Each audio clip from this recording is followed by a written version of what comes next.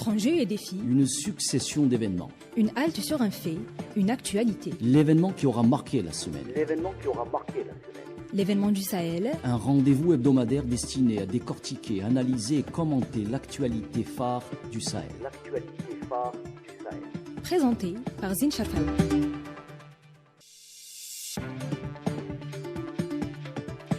Bonjour chers amis auditrices et auditeurs d'Ifriqiya FM, nous sommes le samedi 1er février 2025.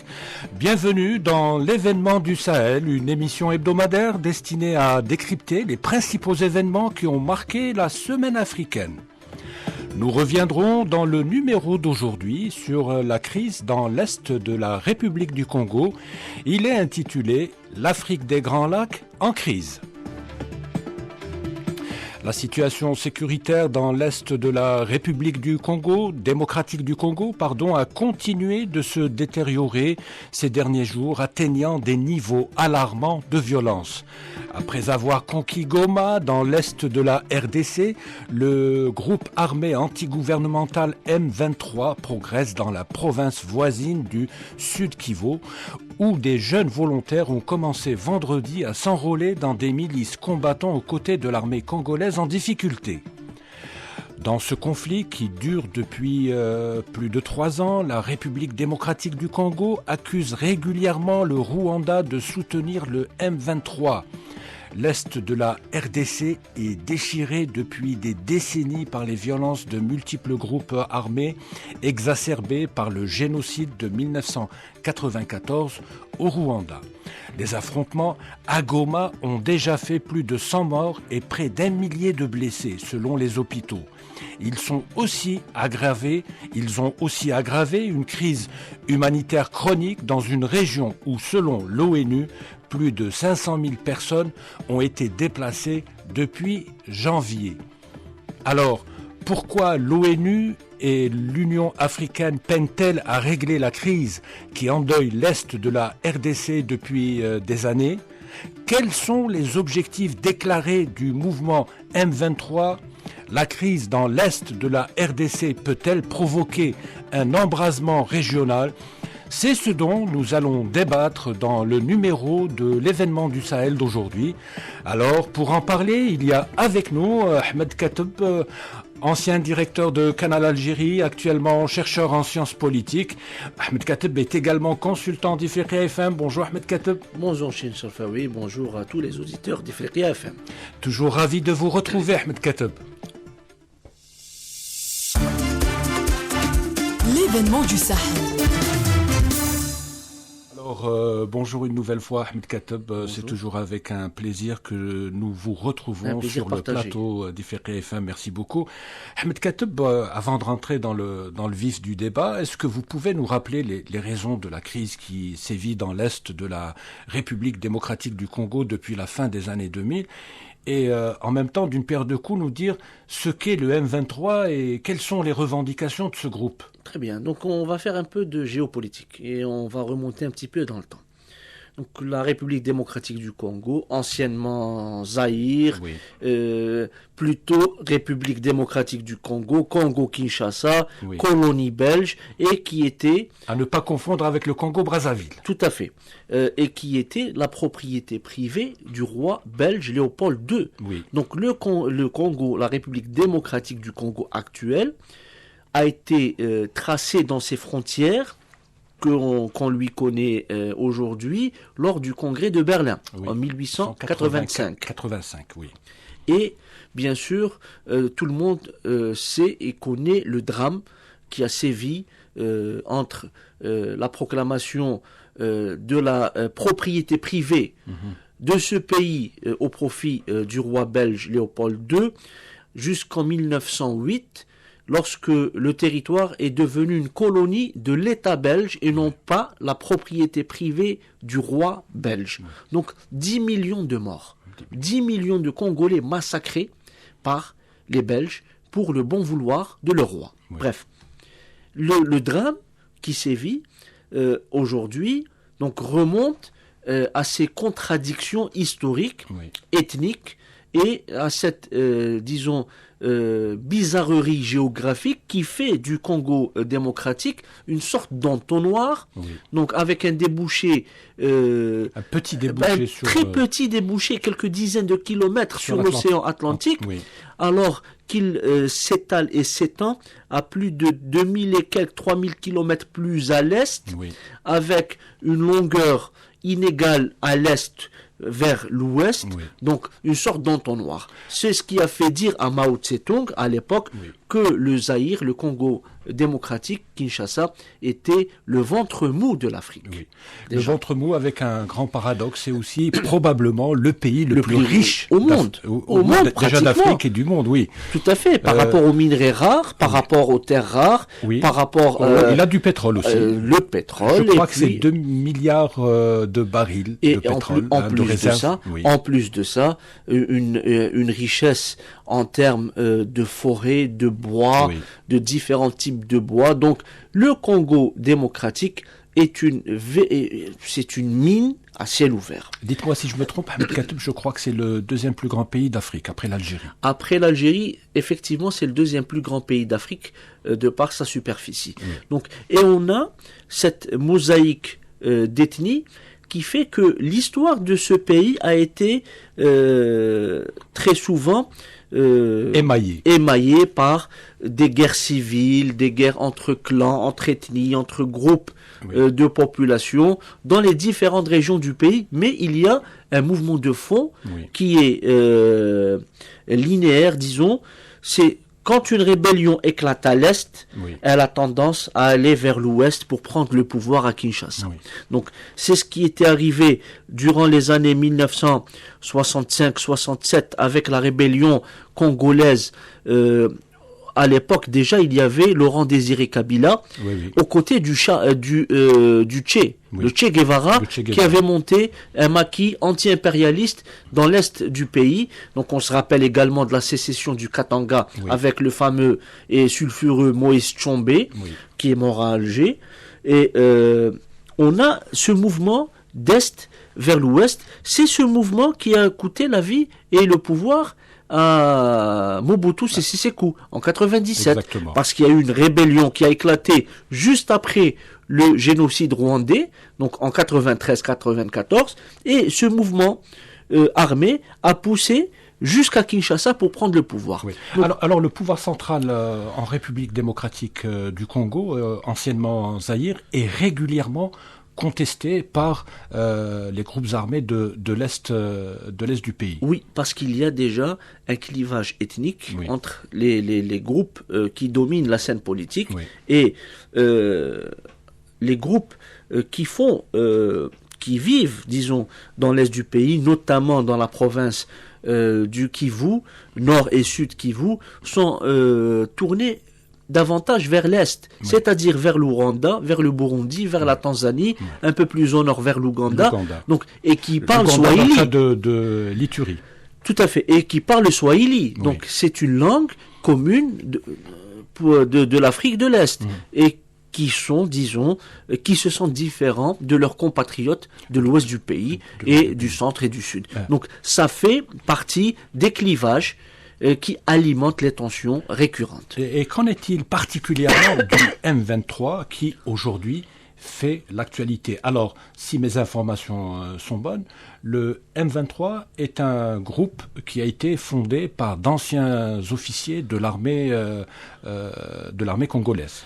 D'anciens officiers de l'armée congolaise en 2012. En 2012, donc le 6 mai 2012, et le M pour le mois de mars 23.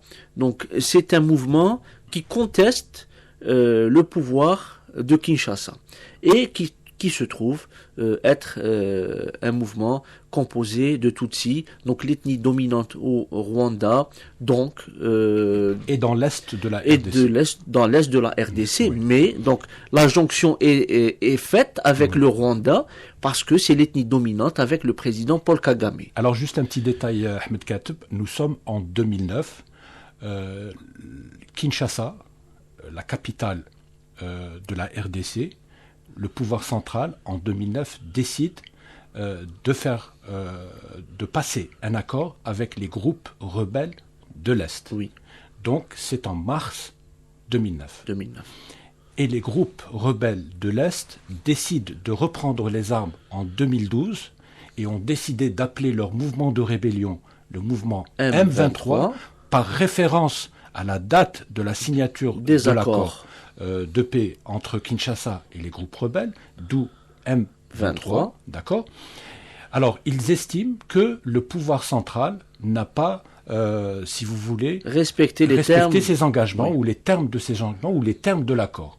Et donc, depuis 2012, donc, les hostilités reprennent en 2012. En 2013, il y a un cessez-le-feu. Il y a un cessez-le-feu. La RDC, grâce à l'appui de l'ONU, arrive à mater la rébellion. Depuis 2013 jusqu'à pratiquement 2020-2021, nous n'avons plus entendu parler du M23. D'accord ? La rébellion, on a assisté à une resurgence de la rébellion en 2020-2021. Et depuis, la rébellion ne cesse de gagner du terrain jusqu'à la prise ces derniers jours de la capitale du Nord Kivu, Goma. Oui, alors comment expliquez-vous cette fulgurance de l'offensive du M23, Ahmed Kateb? Alors selon les Nations Unies, il y a entre 3 000 et 4 000 soldats rwandais qui combattent du côté du M23. Ça c'est un fait. Confirmé par les Nations Unies. J'ai cité donc, les Nations Unies. Il y a une implication du Rwanda dans le conflit. Selon les Nations Unies, le Rwanda est impliqué de fait dans le conflit dans l'est de la RDC. Oui. Cependant... Comment explique-t-on cette dynamique conflictuelle, Ahmed Kateb? Je crois que c'est ce qui est intéressant d'essayer de comprendre. C'est clair. Donc, il y a le soubassement ethnique. Oui. On a parlé des Tutsis. Oui. Contre les Hutus. Kigali accuse Kinshasa de ne pas combattre, disons, d'une manière énergique, les résidus des groupes Hutus opposés responsables du génocide et opposés au président Kagame. Donc il y a déjà ce soubassement ethnique. Alors, deuxièmement, ce que vous appelez les résidus des Hutus responsables du génocide rwandais en 1994 sont réunis au sein du FDLR. FDLR. D'accord. Les forces de défense. FDLR, les forces démocratiques pour la libération du Rwanda. Voilà. Très bien. Donc, Kinshasa est accusé par Kigali de ne pas combattre énergiquement les FDLR. Ça, c'est un fait. Donc, l'ennemi de mon ennemi est mon ami. C'est ça. Il y a une alliance avec le M23.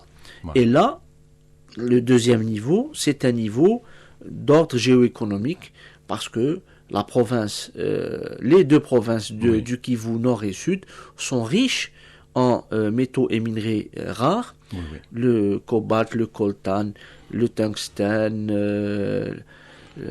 en tout cas, ce sont tous les minerais qui entrent dans la composition des puces électroniques, des batteries pour les véhicules électriques. Donc, l'Est du Congo est une mine à ciel ouvert.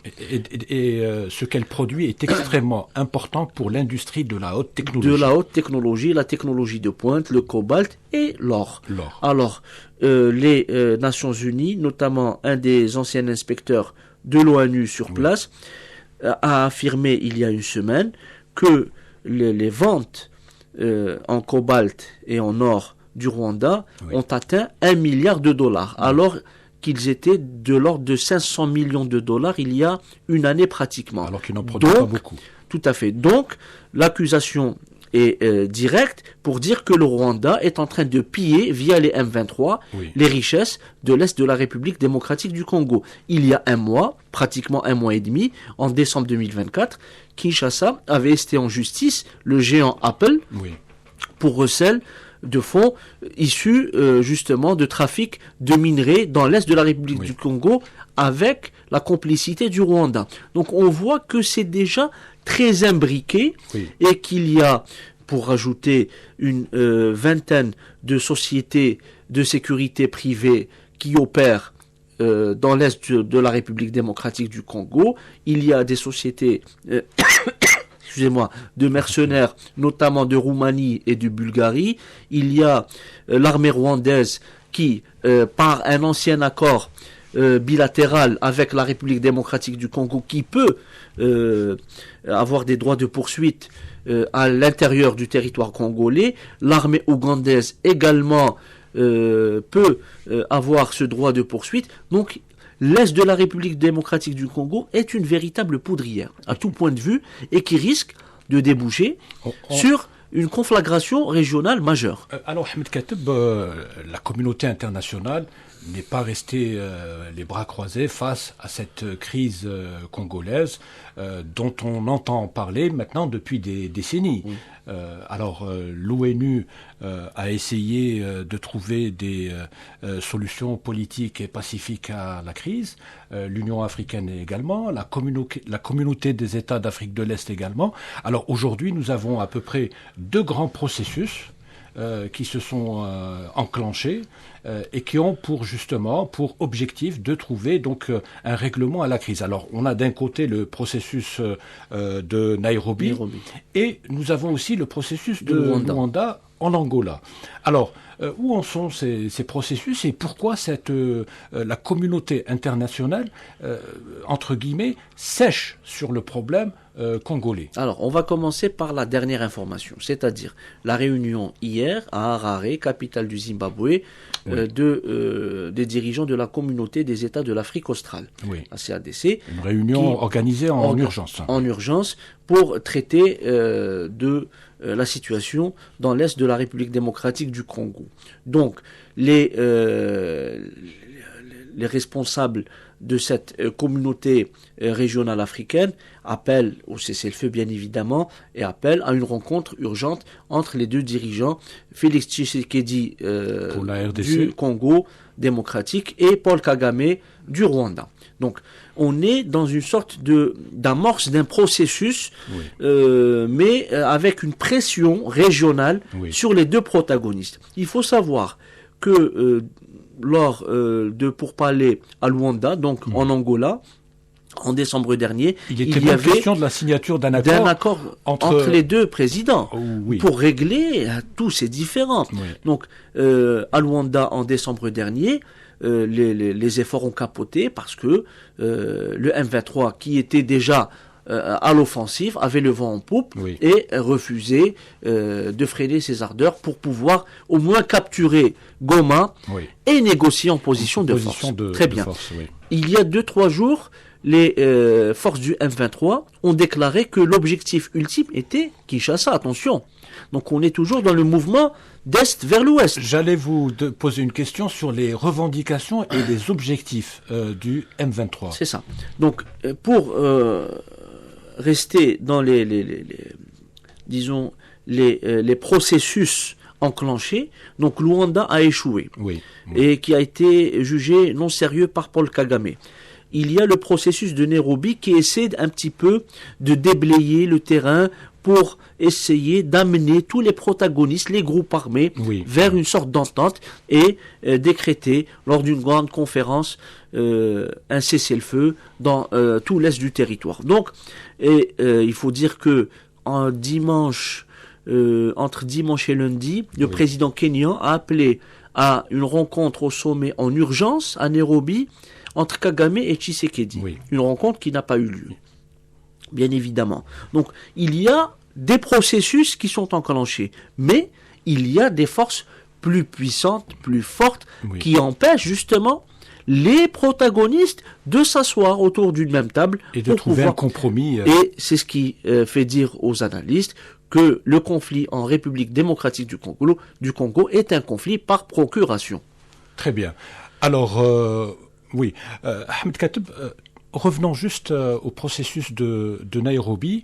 Alors, pour les profanes pensent que le problème se limite à la question du M23 et des présumées ingérences du Rwanda.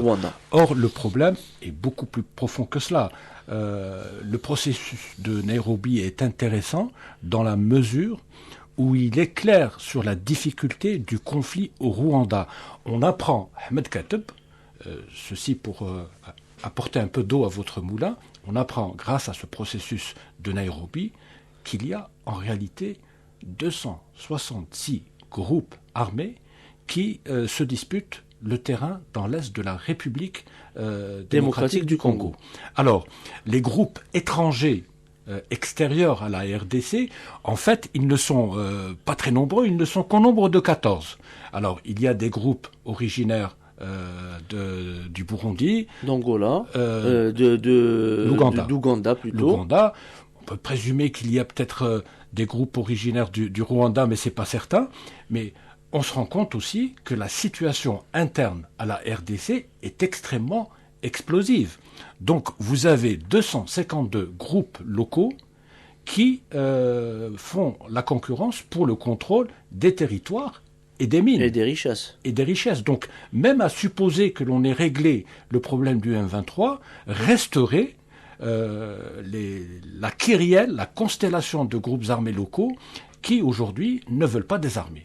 Ben oui, écoutez, c'est un butin de guerre. Oui. Et c'est un sacré butin de guerre. Avoir entre les mains des milliards de dollars, ce n'est pas rien. Donc, oui. C'est une rente extraordinaire. Une rente stratégique, géoéconomique extraordinaire qui leur confère le droit de s'asseoir à la table de négociation et d'avoir des revendications maximalistes. Et c'est ça tout le problème et tout le drame de la République démocratique du Congo. C'est cet émiettement des groupes locaux, des groupes armés, chacun émarge à une chapelle. Donc ça fait que ces groupes sont des groupes qui opèrent par procuration. Par procuration. Très bien, Ahmed Kateb.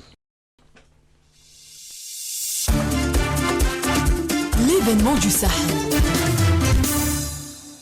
Alors, Ahmed Kateb, après la chute de Goma, province du Nord Kivu, c'est même la capitale du Nord Kivu, dont la superficie fait au moins 2 fois celle du Rwanda, c'est extrêmement grand. Oui.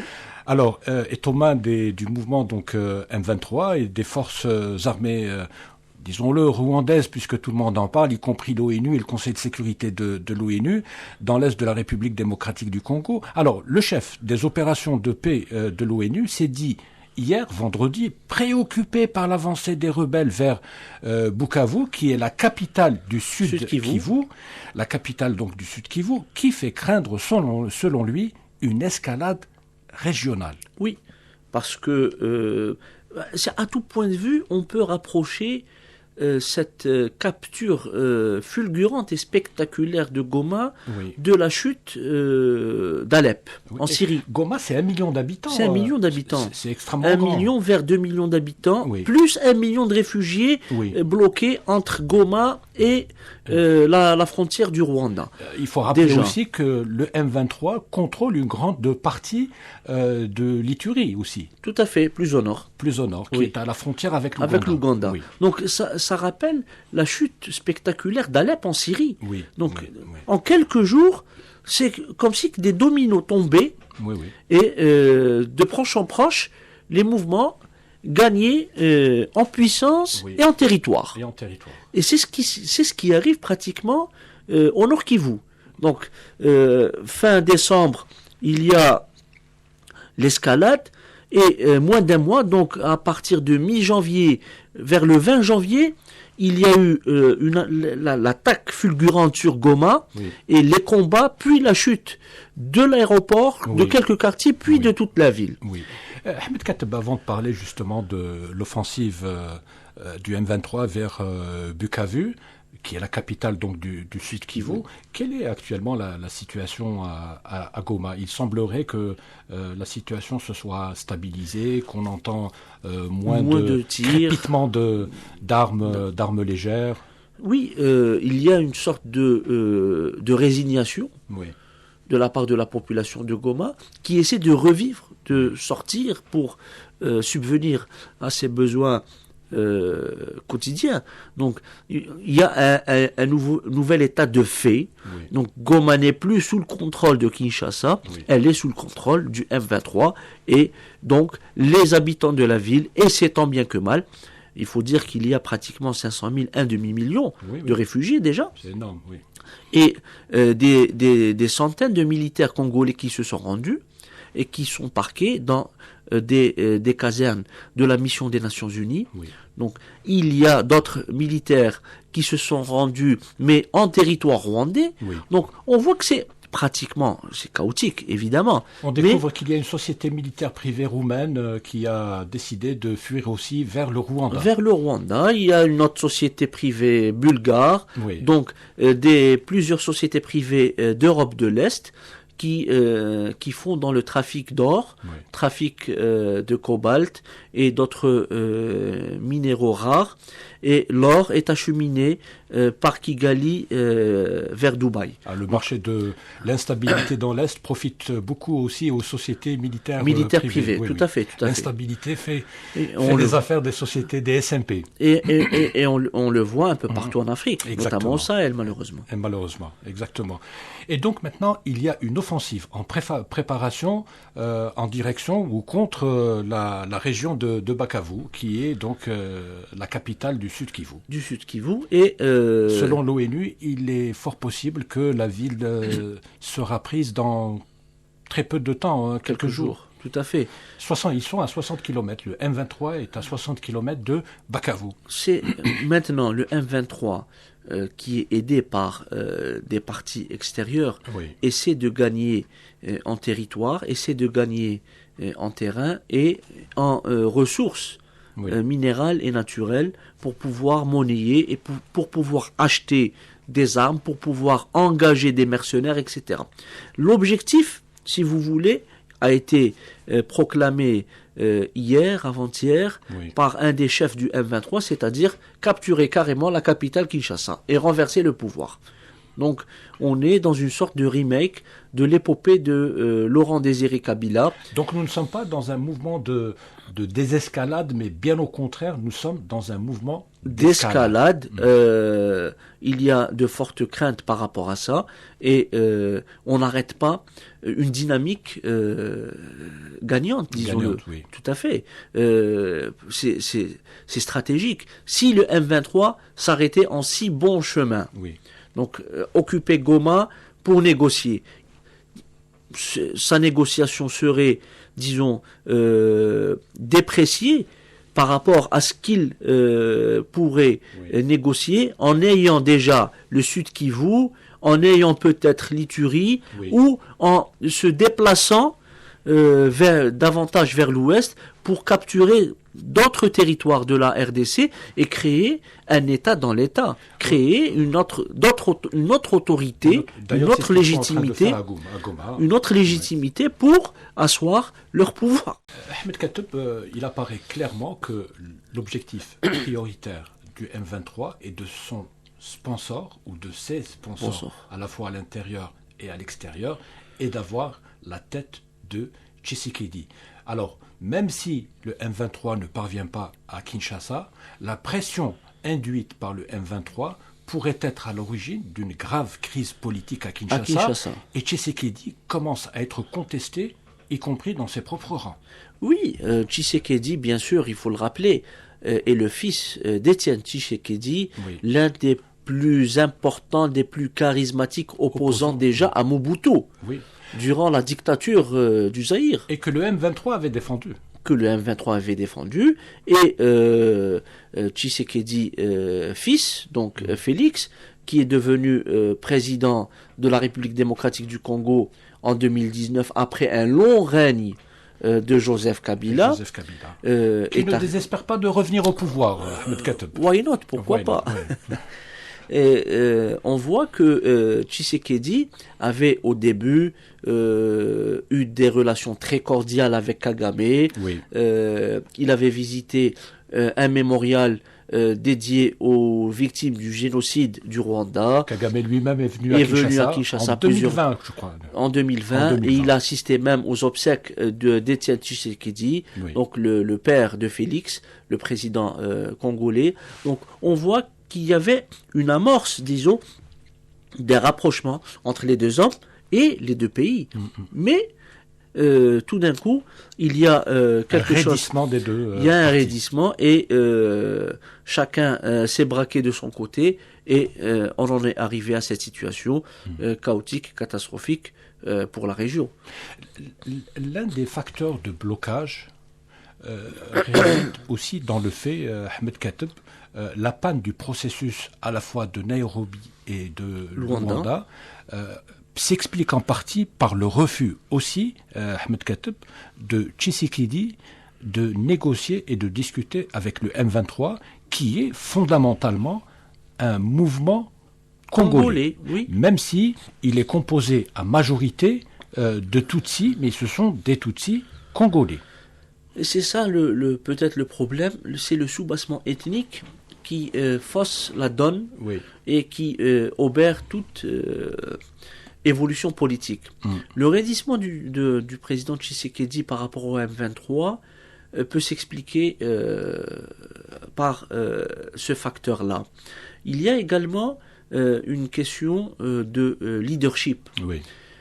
Si Tshisekedi s'asseyait à la table de négociation avec le M23, ou même avec Paul Kagame... Vous pensez que ça pourrait entamer sa crédibilité auprès de son lectorat congolais? Ça entamera sa crédibilité auprès de ses supporters, de ses sponsors et auprès du peuple qui a voté pour lui. Ça pourrait lui valoir une défaite... Ça pourrait lui valoir une défaite électorale, comme ça pourrait lui valoir un mouvement de rébellion à Kinshasa même.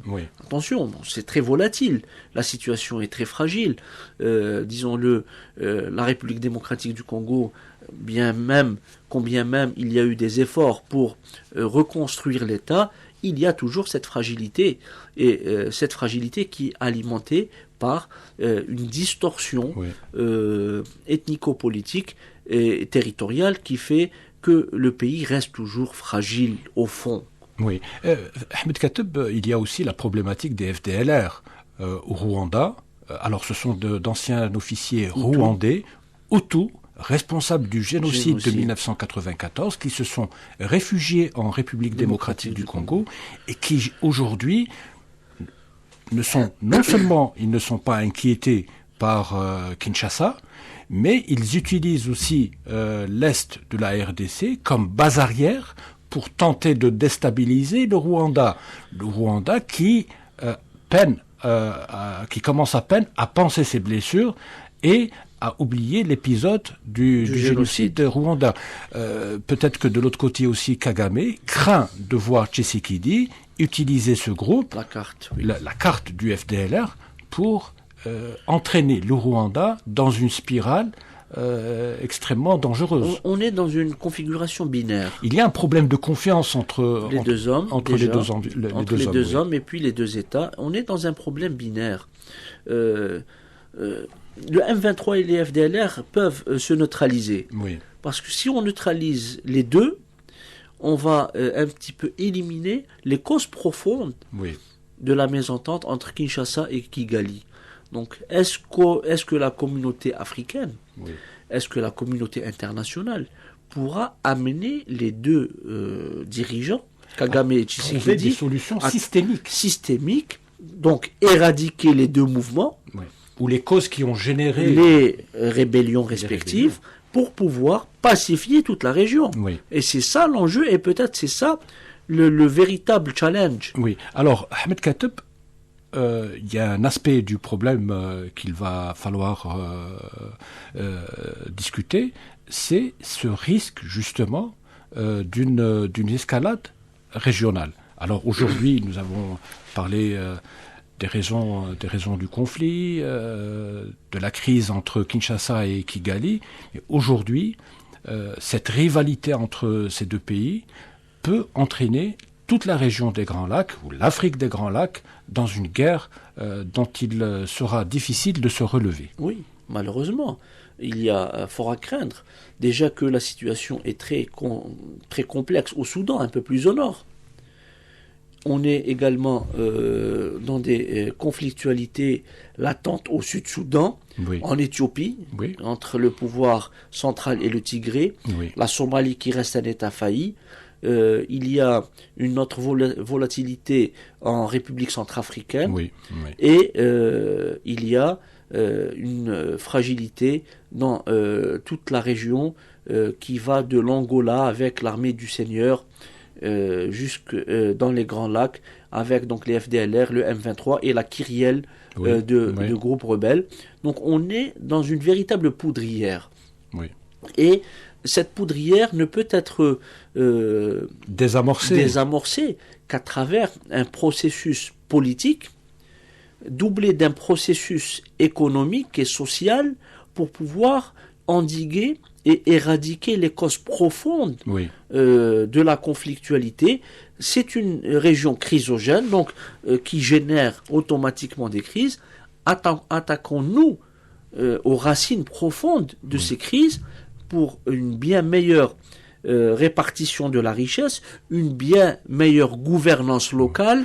Régler les problèmes des ingérences régionales aussi. Et surtout, comme avait dit Massinissa à l'époque, l'Afrique aux Africains. Oui. Donc que les Africains eux-mêmes se prennent en charge et prennent en charge leurs problèmes, une appropriation des questions africaines, des problèmes africains, via soit le Conseil de paix et de sécurité de l'Union africaine, via les différentes communautés régionales, et dans le cas précis, la communauté régionale d'Afrique de l'Est et la communauté régionale de l'Afrique australe, donc pour pouvoir... Et d'Afrique centrale, oui. D'Afrique centrale, pour pouvoir conjuguer les efforts et arriver à juguler toutes ces tensions. Oui. Parce que... il y a le risque terroriste qui est en toile de fond aussi. Hein, le risque terroriste avec n'est les pas très ADF, loin. par exemple.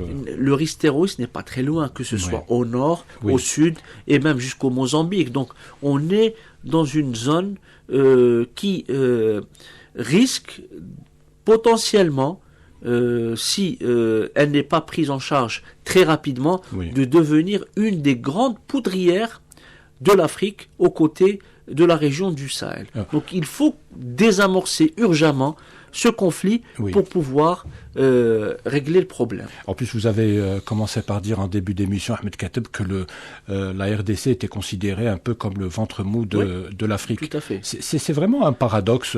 On a des peuples pauvres et des États riches ou des pays riches.